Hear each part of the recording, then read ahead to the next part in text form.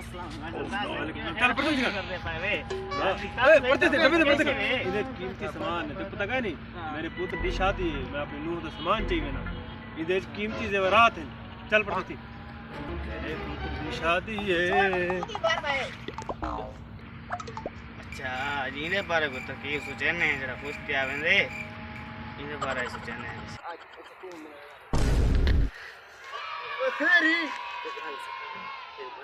पुत्र की शादी है ना हो रात जाग वाला वो दो टाका मरे ने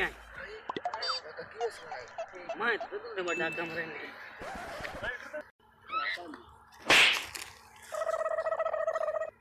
चलो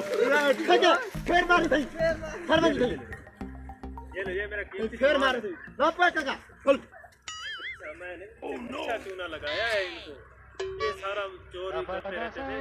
अब इनको पता चलेगा 10 साल याद रखेंगे ये चोना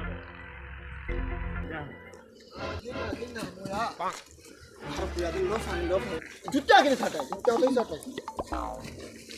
मान करे हर कोई आदे ये लोफर शई आई के का कमाल पसाई हां ठीक है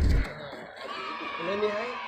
उसका जब है माल चंगा है लोग लगता है ये अमीर थे बात खुश की वजह सारी ठीक है मैं पढ़ते हैं तू ज्यादा उबाल है बंदा